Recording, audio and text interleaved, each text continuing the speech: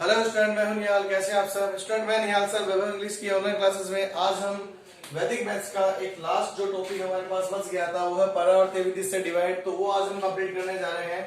तो परावर्ती विधि जो होती है, वैसे मैंने आपको पहले भी बताया था, वो विधि जो हमारे पास होती है वो विधि उसी की जैसी है जिससे हमारे पास निखिलम था। क्लियर? तरीका वही है, लेकिन थोड़ा सा चेंजिंग है। उसमें थोड़ा सा चेंजिंग क्या है वो मैं आपको यहाँ पे सिखाने वाला हूँ। ध्यान से देखना। लिखने का तरीका वही, जो परावर्ती और निखिलम दोनों में एक जैसा होता है। सेंटर की वैल्यू जितनी होती है उसको बराबर पार्ट में डिवाइड करके लिख दो।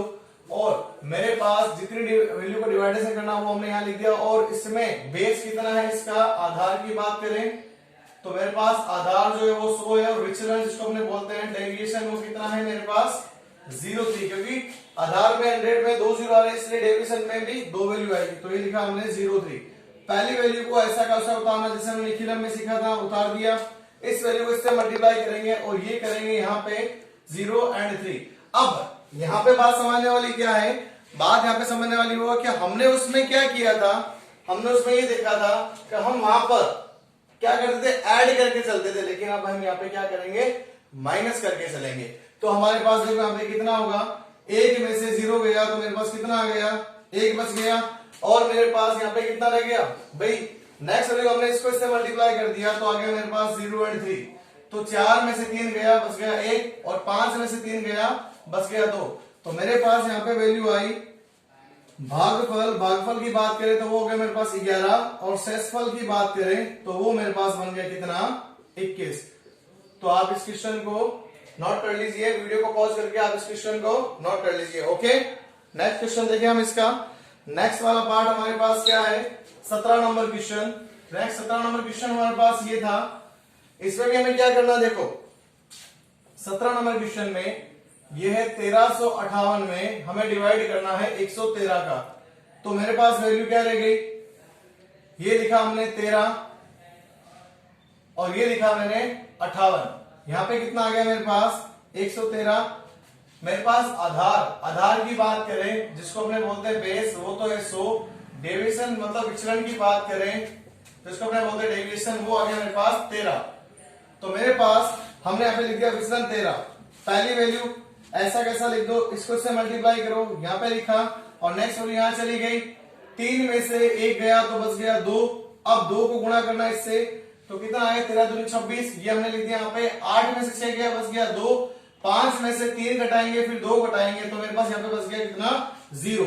और बच गया साथ में 2। तो हम लास्ट में लिखते हैं यहाँ पे हमारे पास कितना आ गया, भागफल की बात करें वो आ गया मेरे पास 12। और शेषफल की हम बात करें तो वो मेरे पास आ गया 0, 2, या फिर आप ओनली 2 भी लिख सकते हो। तो ये बन गया हमारे पास नेक्स्ट क्वेश्चन का सॉल्यूशन हो गया कंप्लीट। ओके, अब अगर अपने बात करें नेक्स्ट क्वेश्चन जो हमारे पास है 18। अब 18 नंबर क्वेश्चन में देखो एक बात समझनी है, बात को जो निखिलम और परावर्ती दोनों का डिफरेंस के ऊपर होती है। तो अब बात इसमें हम ये करते हैं, जैसे परावर्ती हमने स्टार्ट किया और निखिलम हमने देखा। तो आपने निखिलम में एक बात देखी थी, निखिलम में जब भी हमारे पास कोई क्वेश्चन डिवाइडेशन से हमें सॉल्व करना होता है तो हम उसमें क्या करते थे, हम उसमें ये देखते थे कि भाई हमारे पास जो आधार होता है उससे वैल्यू हमेशा कम होती है। तो जैसे हमने आधार लिया था उसका, जैसे 97 था, 98 था, 93, 92 था, तो उसके अकॉर्डिंग हमने ये देखा था कि जितना आधार होता है उस आधार से वैल्यू क्या करेंगे, कम लेंगे। तो हमारे पास वो आधार था, आधार से हमने वैल्यू कम ली।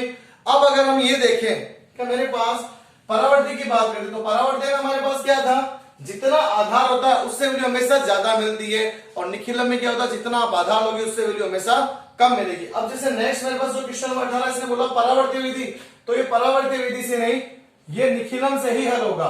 क्यों?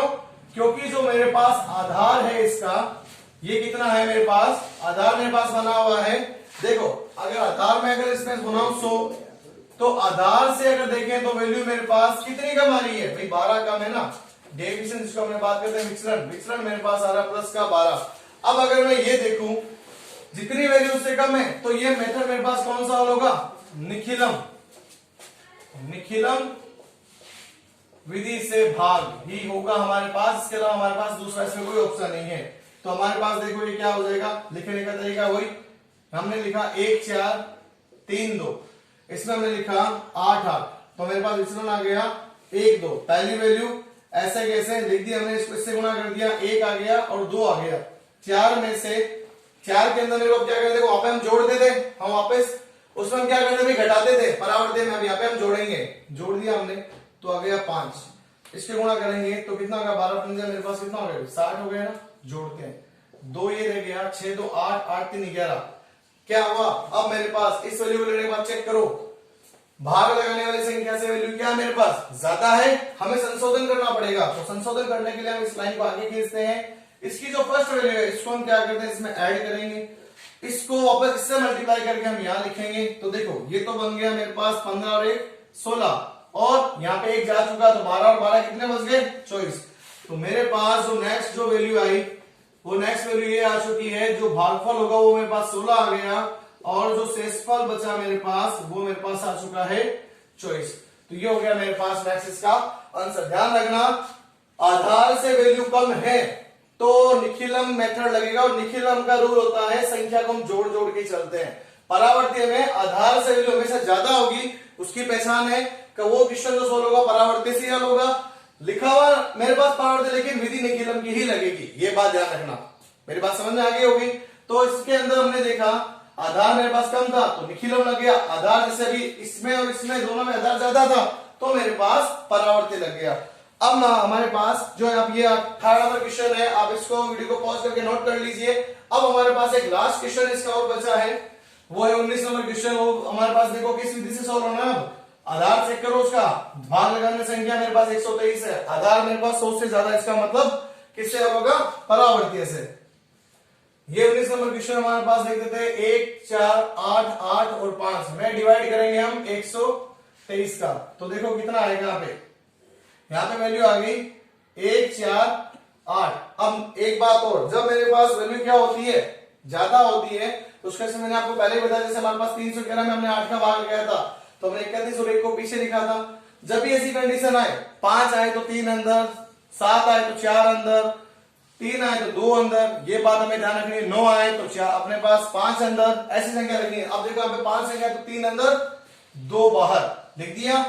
नेक्स्ट मेरे पास संख्या कितनी है 123, लिखते हैं यहाँ पे बेस, जिसके हमने बात करें आधार, आधार मेरे पास कितना बन गया 100 बन चुका है, और मेरे पास जो डेविएशन जिसको हमने बात करते हैं विचलन, विचलन बन गया मेरे पास प्लस का 23, ये लिख दिया मैंने यहाँ पे 2 और 3। अब बात करते हैं पहली संख्या, ऐसा कैसा उतार दो, इसको गुणा करते हैं इससे तो आया 2 और 3, माइनस करें 4 में से 2 गया 2 बच गया, इसको इससे गुणा करेंगे तो देखो ये आएगा 4, ये बन गया मेरे पास 6, 8 में से पहले 3 गया फिर मेरे पास 4 गया तो 8 में से मैं डायरेक्ट 7 घटा दूं तो बच गया मेरे पास 1 को वापस गुणा करेंगे इससे तो वापस आएगा 23, और मेरे पास ये जो वैल्यू आएगी अब क्या करना है माइनस करना है, 5 में से 3 गया बच गया मेरे पास 2, और 8 में से 6 गया फिर 2 गया बच गया वापस 0 2, तो हमारे पास जो आंसर आ गया चेक करते रहना, ध्यान रखना जो शेषफल आता है वो हमेशा भाग लगाना संख्या से छोटा होना चाहिए, ऑलरेडी छोटा है, तो ये मेरा आंसर भागफल आ गया 121, और अगर मैं शेषफल की बात करूं तो शेषफल आया मेरे पास 0 2, और ये बन जाएगा मेरा आंसर। स्टूडेंट ध्यान रखना आज हमारे पास वैदिक मैथ्स के अंदर हमने क्या किया, सबसे पहले पार्ट में हमने सीखा था भाई हमारे पास जो निखिलम विधि का भाग है, फिर हमने सीखा वर्ग ज्ञात करना सीखा, फिर हमने अपने घनफल ज्ञात करना सीखा, फिर हमने ध्वजांक विधि के सारे भाग सीखे, और आज हमने लास्ट इसी का एक जो टॉपिक बच गया था वो था परावर्ती का डिवाइड, जो हमने सीख लिया। क्लियर? तो हमारे पास ये जो इसके 5 टॉपिक थे वैसे ही क्लियर हो चुके हैं। अब मेरे पास नेक्स्ट में इसमें जो आएगा वो आएगा समीकरणों को हल कैसे करते हैं वैदिक विधि से, तो वो आपको मैं लास्ट नेक्स्ट वीडियो में बताऊंगा। तो आज हमारे पास ये वीडियो इतना ही है, तो आप इसको वीडियो को पॉज करके नोट कर लेना, जो भी हमारे पास क्वेश्चन है उसको इसको पॉज करके नोट कर लेना। Okay, thank you.